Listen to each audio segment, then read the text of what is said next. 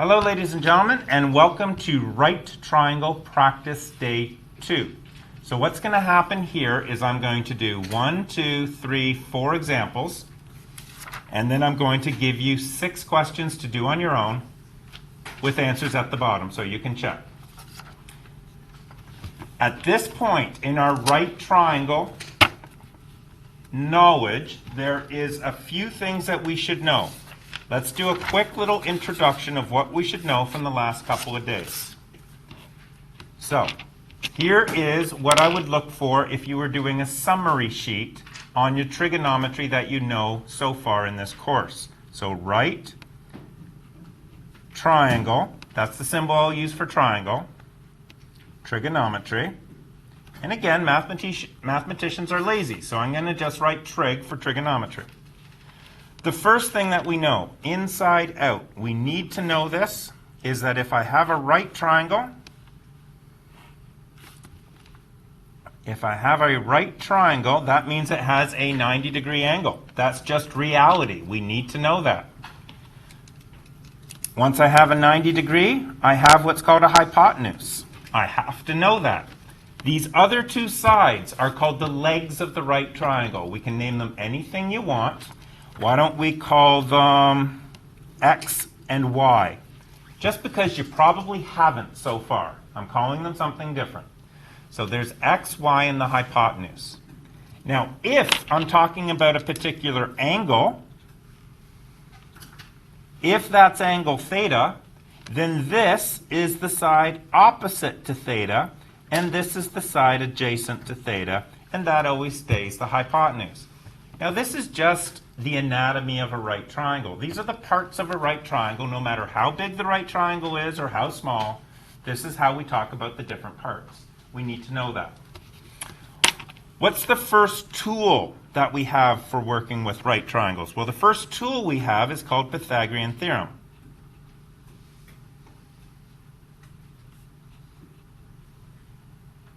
And Pythagorean Theorem says that the areas off of the side of the triangle are equal if they're put together in the right order.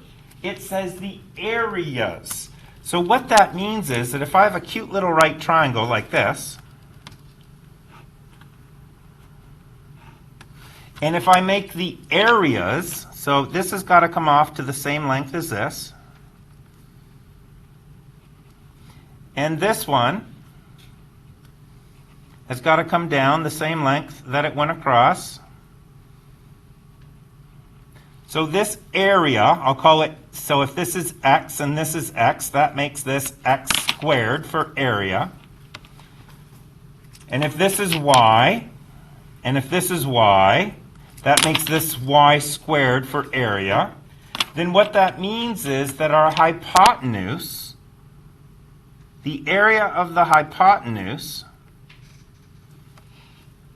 we'll take this area and both will fit into it perfectly. That's what it says. So if we realize that that's what it says, then we know that the Pythagorean theorem always has to be the longest side squared equals the sum of the other two sides squared. And if you goof that up, you goof everything up, right? Because you're trying to put something bigger into something smaller, and that's just not going to work. So it's a more mature way of thinking about Pythagorean theorem. It's the proper way to think about Pythagorean theorem, and it's about areas. It gives us side length, but the theorem's about area.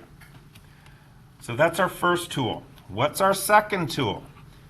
Our second tool are the 3 primary trig ratios, which are sine theta, which is opposite over hypotenuse, cosine theta, which is adjacent over hypotenuse, and tan theta, which is opposite over adjacent. And if you don't know it that well, then you're going to have problems. You need to learn it that well. If you want to use SOHCAHTOA, be my guest, spell it right, and know how to use it.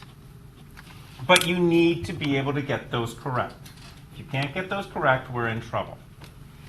What's the third tool we know for trig triangles? Well, that's the inverse. So sine inverse of a ratio gives an angle. And we talked about that, and that's for figuring out angle measurements. So we have the cos inverse of a ratio, and you have the tan inverse of a ratio. And remember, to do those, we had to hit shift or second function or whatever it is we needed to hit. But it's up to you to know how to use your calculator, right? And on the test or the quiz, you can't come to me and say, I don't know how to use this calculator. You got to know. That's part of what this test is about. And the fourth tool that we have is called ASTT. It was in one of the videos. It stands for angle, sum of a triangle, theorem.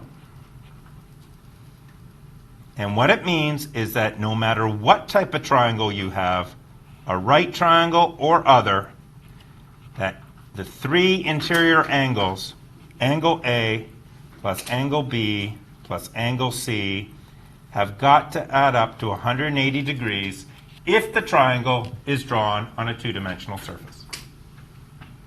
Those are your four tools. I'm going to stop the video here, and then we'll come back with doing our sheet.